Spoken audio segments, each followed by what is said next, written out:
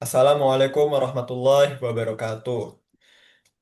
Terima kasih dan mohon izin Ibu Yustitia Asmaranti SE MSI PhD.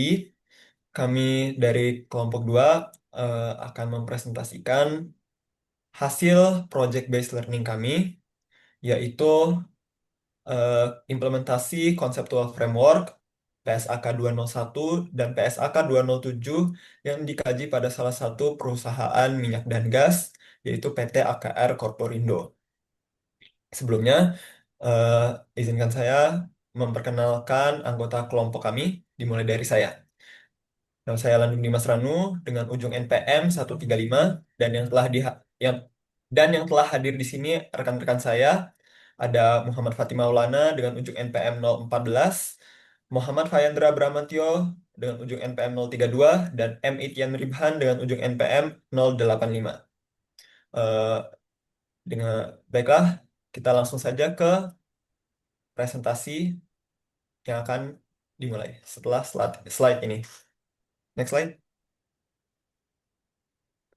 Materi pertama adalah profil perusahaan yang akan disampaikan oleh Muhammad Fatih Maulana.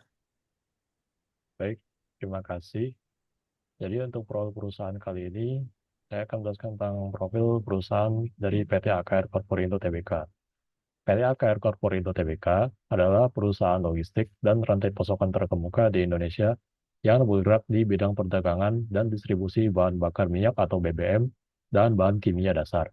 Perusahaan ini telah berkembang pesat sejak awal berdirinya dan kini menjadi salah satu pemain utama di sektor energi dan kimia di Indonesia. Perusahaan ini memulai perjalanannya pada tahun 1960-an sebagai sebuah usaha kecil perdagangan bahan kimia di Surabaya. Secara resmi, perseroan didirikan pada 28 November 1977 dengan nama PT Aneka Kimia Raya. Pada tahun 1985, kantor pusat dipindahkan ke Jakarta untuk mendukung ekspansi bisnis yang lebih luas. Perusahaan ini melakukan penawaran umum perdana atau IPO di Bursa Efek Indonesia pada tahun 1994. Pada tahun 2004, perusahaan secara resmi mengubah namanya menjadi PT AKR Korporindo Tbk untuk mencerminkan diversifikasi bisnisnya yang tidak hanya terbatas pada bahan kimia. Mungkin itu saja profil perusahaan dari PT AKR Korporindo. Saya kembalikan kepada rekan saya. Baik, terima kasih. Kita ke materi selanjutnya. Boleh di next slide. Dan materi selanjutnya adalah overview kinerja keuangan komparatif perusahaan.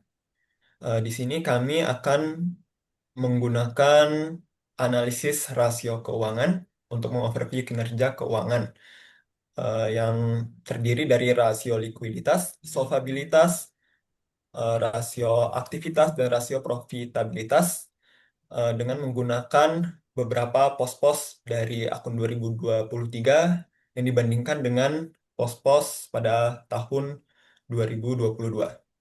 Boleh di next slide. Oke, yang pertama di sini adalah eh, analisis rasio likuiditas. Eh, Rasio likuiditas kami mengukurnya di sini dengan menggunakan rasio lancar yang menunjukkan kemampuan perusahaan untuk memenuhi kewajiban jangka pendeknya. Rasio lancar ini diperoleh dengan membandingkan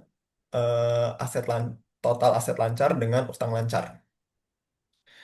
Di sini dapat dilihat pada tahun 2023 rasio lancar AKR adalah sebesar 1,4 kali. Eh, dan pada tahun 2022 pun angkanya juga tetap sama sebesar 1,4 kali. Ini menandakan bahwa sebenarnya perusahaan dapat dikatakan liquid karena aset lancar masih mampu em, menutupi utang-utangnya. Namun, jika disandingkan dengan standar industri, eh, ini memberikan ruang untuk AKR untuk meningkatkan eh, struktur likuiditasnya, karena standar industri adalah setidaknya dua kali, yang berarti harusnya aset lancar itu bisa dua kali dari utangnya. Lanjut ke next slide.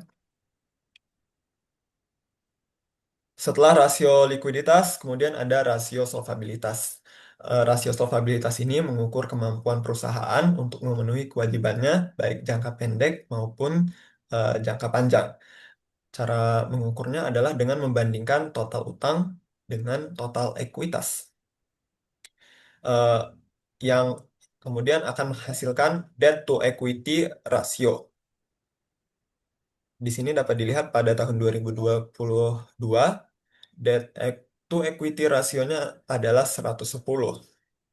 Kemudian pada tahun 2023, debt to equity rasionya naik menjadi 120.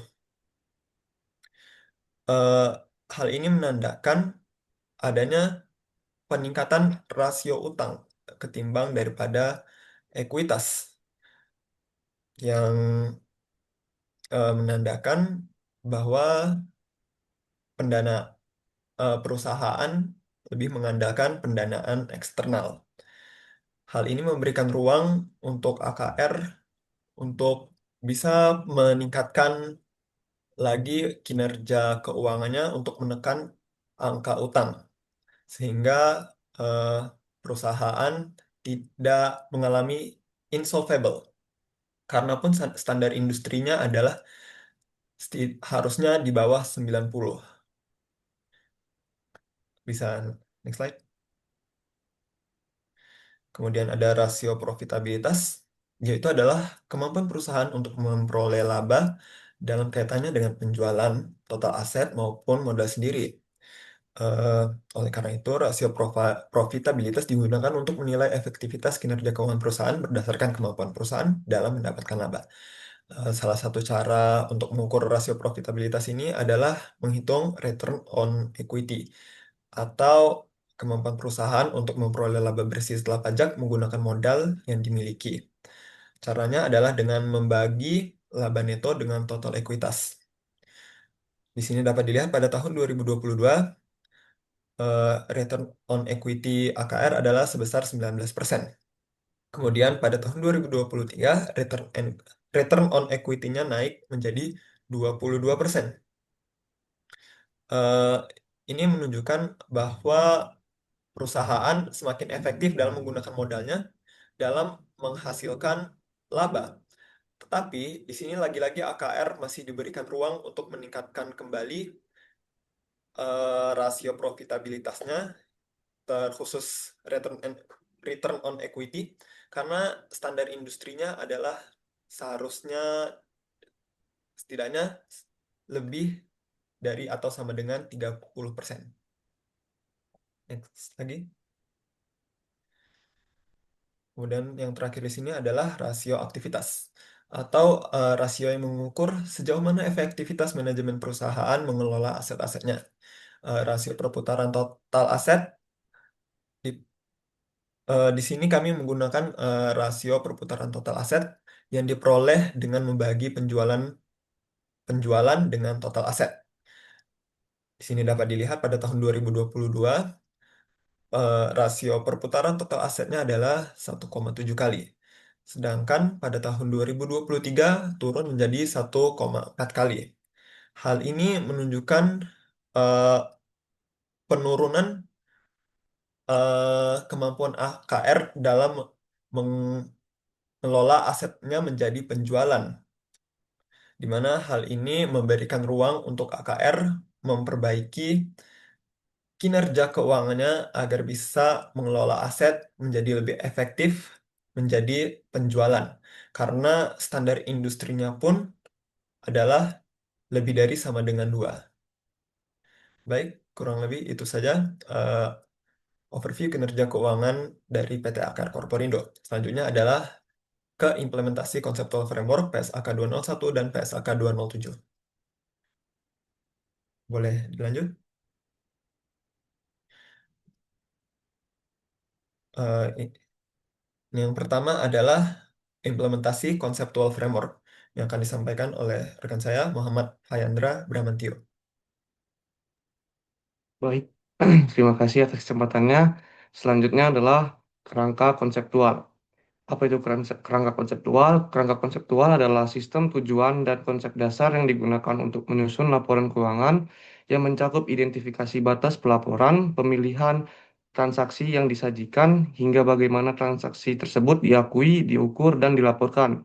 Di Indonesia ini, kerangka konseptual diadopsi dari IASB dan ditetapkan oleh DSAK IAI. Kerangka ini awalnya disebut KDPPLK dan kini dikenal sebagai Kerangka Konseptual Pelaporan Keuangan atau KKPK dengan versi terbaru efektif sejak 1 Januari 2024.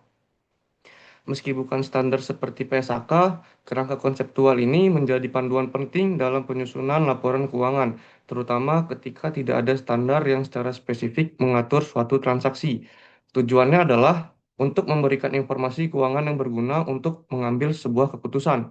Mulai dengan menjelaskan mengapa kerangka konseptual ini ada, intinya akuntansi itu bukan hanya tentang mencatat angka, tapi tentang menyediakan informasi yang bermakna. Siapa yang butuh informasi ini? Yang pertama dan utama itu adalah investor, pemberi pinjaman, dan kreditor lain yang ingin membuat keputusan. Misalnya, apakah mau berinvestasi, memberi pinjaman, atau tetap menjalin kerjasama dengan perusahaan. Struktur kerangka konseptual ini mempunyai struktur yang hierarkis, seperti piramida yang dibagi menjadi 3 tingkat utama. Ini cukup membantu untuk memahami hubungan antara konsep-konsepnya. Next slide.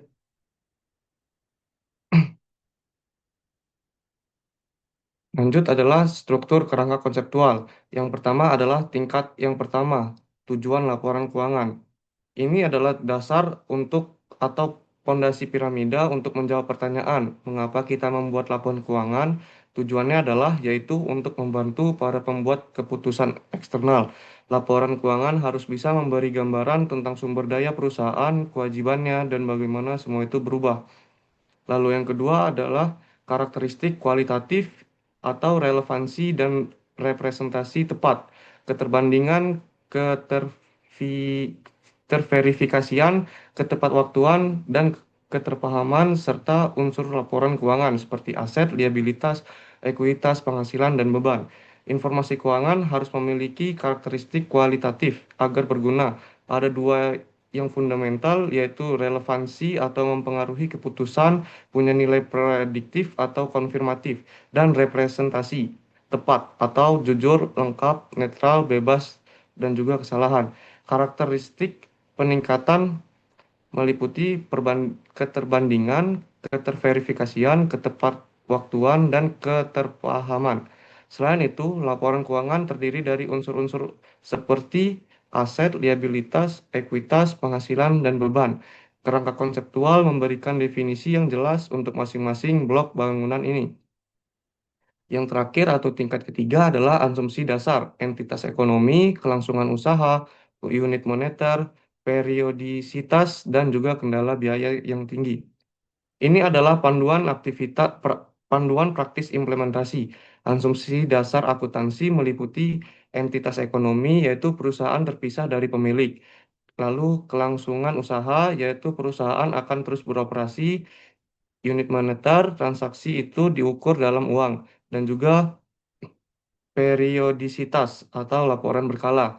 Kendala biaya berarti Kalau kendala biaya berarti manfaat informasi harus lebih besar dari biayanya. Peran kerangka konseptual ini yaitu adalah panduan sebagai fundamental bukan standar akuntansi atau PSAK.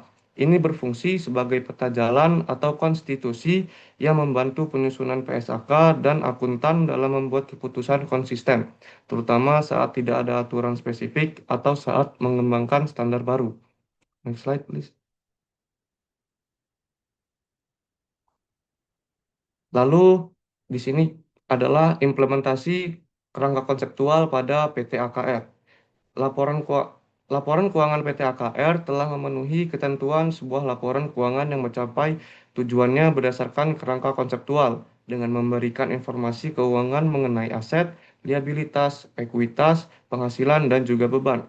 Catatan atas laporan keuangan juga menyajikan informasi tentang sifat dan risiko dari aset dan liabilitas yang diakui dan belum diakui, pengakuan ekuitas, penghasilan dan beban arus kas, kontribusi pemegang klaim ekuitas beserta distribusi kepada mereka, serta metode asumsi dan penilaian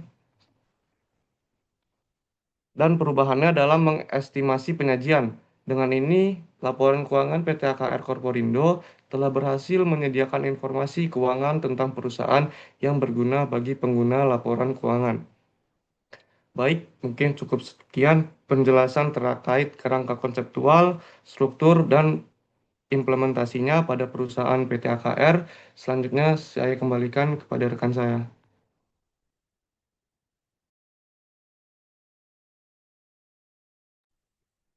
Baik, penjelasan selanjutnya adalah mengenai implementasi PSAK 201 yang akan disampaikan oleh rekan saya M. Itian Ribahan. Baik, terima kasih. Selanjutnya, implementasi PSAK 201 PT AKR Korporindo. Definisi, PSAK 201 adalah standar akuntansi yang mengatur penyajian laporan keuangan dengan fokus pada penyusunan yang konsisten dan dapat dipahami oleh pemangku kepentingan. Tujuan Tujuan dari PSAK 201 adalah guna memungkinkan adanya perbandingan baik antar periode dan juga untuk menentukan landasan dalam penyusunan laporan keuangan. Komponen PT AKR Korporindo telah menyusun laporan keuangan sesuai ketentuan IAI dalam PSAK 201. Yang pertama, laporan posisi keuangan akhir periode. 2. Laporan laba rugi dan penghasilan komprehensif lain selama periode. 3. Laporan perubahan ekuitas selama periode. 4. Laporan arus kas selama periode. 5. Catatan atas laporan keuangan. 6. Informasi komparatif mengenai periode terdekat sebelumnya. Dan terakhir, 7. Laporan posisi keuangan ketika entitas. Next. Saya kembalikan ke rekan saya. Baik, itu tadi adalah penjelasan mengenai implementasi PSAK 201 pada PT AKR Korporindo. Sekarang adalah implementasi PSAK 207 pada PT AKR Korporindo Tbk yang akan dijelaskan oleh rekan saya Muhammad Fatih Maulana. Baik, terima kasih. Selanjutnya saya akan jelaskan mengenai implementasi PSAK 207 pada PT AKR Korporindo Tbk. Pertama, saya akan menjelaskan definisi dari PSAK 207 terlebih dahulu. PSAK 207 adalah pernyataan standar akuntansi keuangan yang mengatur penyajian dan pengungkapan laporan arus kas. Laporan arus kas ini memaparkan pergerakan kas dan setara kas perusahaan selama periode tertentu, diklasifikasikan berdasarkan aktivitas operasi, investasi, dan pendanaan. Tujuan dari PSAK 207 adalah untuk memberikan informasi yang relevan dan handal mengenai kemampuan perusahaan menghasilkan kas dan sumber daya lain. Selanjutnya, kita masuk ke bagian komponen. Yang pertama ada aktivitas operasi. Aktivitas ini adalah aktivitas utama penghasilan pendapatan perusahaan dari PT AKR Korporindo Tbk. Untuk tahun 2023, arus kas neto dari aktivitas operasi PT AKR adalah surplus sebesar 3,5 miliar rupiah. Arus kas masuk terbesar berasal dari penerimaan pelanggan sebesar 46,2 miliar rupiah. Sementara pengeluaran terbesar digunakan untuk pembayaran kepada pemasok sebesar 39,9 miliar rupiah. Yang kedua, ada aktivitas investasi. Ini adalah aktivitas yang terkait dengan perolehan dan pelepasan aset jangka panjang.